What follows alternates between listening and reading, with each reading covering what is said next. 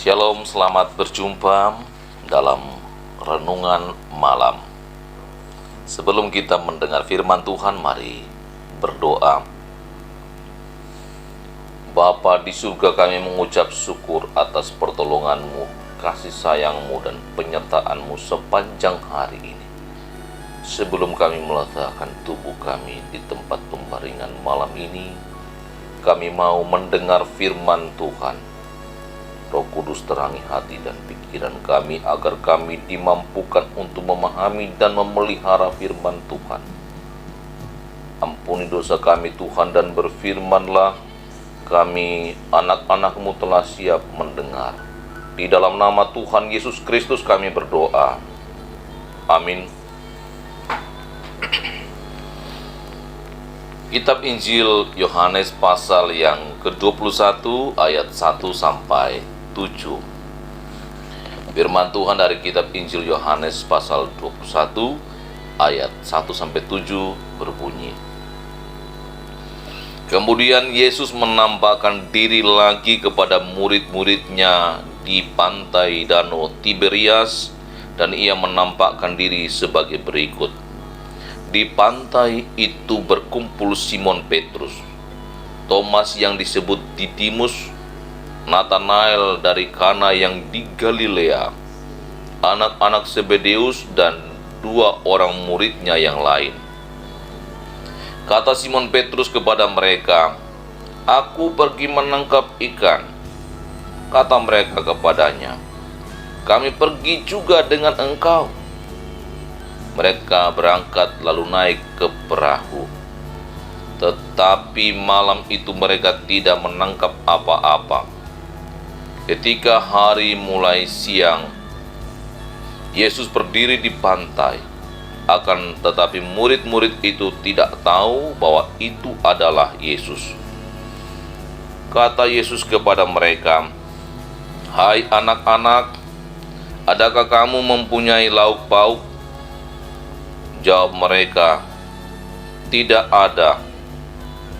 Maka kata Yesus kepada mereka, "Tebarkanlah jalamu di sebelah kanan perahu, maka akan kamu beroleh." Lalu mereka menebarkannya, dan mereka tidak dapat menariknya lagi karena banyaknya ikan. Maka murid yang dikasihi Yesus itu berkata kepada Petrus, "Itu Tuhan."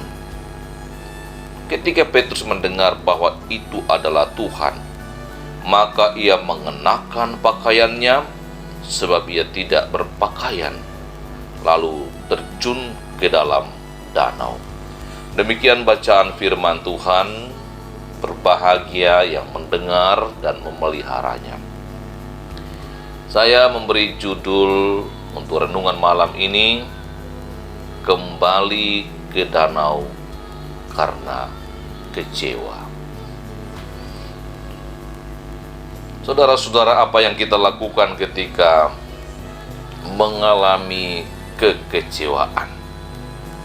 Entah itu kecewa di tempat bekerja, kecewa atas pengharapan religius atau keagamaan, dan juga kecewa dalam soal bercinta. Sakit memang. Karena itu orang-orang yang kecewa itu berhenti mencintai terhadap orang yang dicintai. Tetapi tidak sampai di situ. Ia dapat menjadi pembenci terhadap apa yang dicintai. Sekalipun ia benci, tapi biasanya masih ada setitik rindu dalam lubuk hatinya. Saudara-saudara, murid-murid Yesus pun pernah mengalami kekecewaan. Kecewa terhadap Yesus yang adalah guru dan Tuhan. Mereka yang dahulunya begitu semangat meninggalkan jalan mereka di danau, menaruh harap kepada Yesus, ternyata Yesus sangat membuat mereka kecewa. Yesus yang diharapkan memulihkan bangsa Israel ternyata dipermalukan di depan umum. 3 tahun bersama-sama sepertinya mereka lupa akan apa yang terjadi, yang dilakukan, dan yang dikatakan ketika Yesus mengakhiri pelayanannya lewat penderitaan sampai mati dan dikuburkan dan bangkit dari antara orang mati. Karena rasa kecewa itu mereka pun kembali ke danau. Aku akan pergi menangkap ikan. Untuk apa lagi menaruh harap kepada yang mati itu? Dan Thomas yang disebut Didimus dan murid-murid yang lain yang bersama di pantai danau itu, aku ikut bersamamu. Kembali menangkap ikan, itu pekerjaan kita.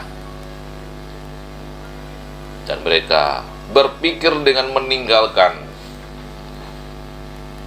kepercayaan iman mereka, mereka akan melupakan semua rasa kecewa mereka. Saudara-saudara, dunia yang semakin modern dengan segala kecanggihannya bukan dunia tanpa masalah. Dunia yang juga membuat banyak manusia menjadi kecewa. Begitu banyak kendaraan yang dibuat tetapi juga menimbulkan banyak kemacetan. Penyakit lama dipulihkan, disembuhkan, tetapi penyakit baru juga ditemukan. Bahkan wabah baru pun muncul. Angka kematian menurun, tetapi angka kelahiran tinggi. Entahlah, setelah wabah corona ini, apakah loncatan angka kelahiran akan terjadi? Saudara-saudara, murid-murid kecewa. Kita pun dapat kecewa. Dan dalam rasa kecewa itu kita akan melakukan apa saja yang dipikir kita dapat memberi ketenangan dan kebahagiaan. Apa yang terjadi dengan murid-muridnya setelah mereka kembali ke danau karena kecewa? Mereka mencoba menangkap ikan. Ternyata malam itu mereka tidak mendapat ikan dan semakin kecewa mereka. Sudah meninggalkan Kristus, iman mereka untuk ikan. Ikan pun tidak mereka dapat.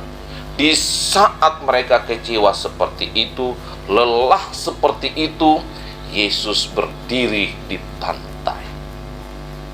Berdiri dan bertanya, "Anak-anak, adakah lauk pauk?" Yesus tidak mengatakan shalom, tidak mengatakan mari berdoa, atau menggunakan bahasa-bahasa yang tinggi, tapi dengan bahasa yang sederhana, yang sangat kontekstual di situ. Orang lagi mencari ikan, mencari lauk pauk. Adakah lauk pauk? Tidak menanyakan yang lain, bagaimana temanmu dan sebagainya. Dan mereka menjawab, tidak ada. Lalu diperintahkan kepada mereka, tebarkanlah jalamu di sebelah kanan perahumu, maka kamu akan memperoleh. Dan betul, setelah mereka menebarkan jala, mereka mendapatkan ikan. Setelah mendapat ikan, Petrus justru bersikap setelah ia mengetahui itu Tuhan, mengenakan baju dan turun ke danau untuk sampai kepada Yesus. Orang yang kecewa karena pengharapan iman mereka kembali untuk menangkap ikan di danau. Justru ketika Allah memberi ikan, mereka kembali dengan semangat baru, dengan iman yang teguh. Saudara-saudara, kita pun kadangkala mengalami hal yang sama. Ketika kita kecewa dan pergi kembali ke tempat pekerjaan, dan ketika Tuhan memberkati kita, iman kita kembali digugah untuk kembali kepada iman yang teguh. Karena itu gereja selalu bersikap sesuai konteksnya. Ketika ada bencana likuifaksi di Palu, gereja ikut mengumpulkan makanan, pakaian, selimut, tenda, karena kebutuhan itu diperlukan. Dan ketika mereka merasakan kebutuhan mereka, mereka semakin teguh di dalam iman sekalipun penderitaan belum selesai. Akhir-akhir ini pun demikian, banyak yang menderita. Dan tentunya gereja juga harus bersikap seperti itu, melihat konteks bagaimana mereka yang dikarantina, bagaimana mereka yang positif, bukan menghindari tapi menanyakan, mendoakan mereka agar mereka yang merasakan kebutuhan-kebutuhan sesuai konteksnya, iman mereka akan teguh. Mari Bapak Ibu, saudara-saudara yang dikasihi Tuhan, jangan terlalu lama menangkap ikan di danau atau di mana saja. Kembalilah untuk teguh seperti murid-murid ketika tahu itu Yesus yang bangkit, yang menampakkan diri, membuat semangat baru untuk menjadi utusan-utusan, menjadi tiang-tiang gereja. Tuhan memberkati. Terpuji Engkau Tuhan Allah Bapa di surga yang meneguhkan iman kami, seperti Engkau meneguhkan iman murid-murid yang kecewa dan kembali ke tempat asal mereka bekerja sebagai nelayan.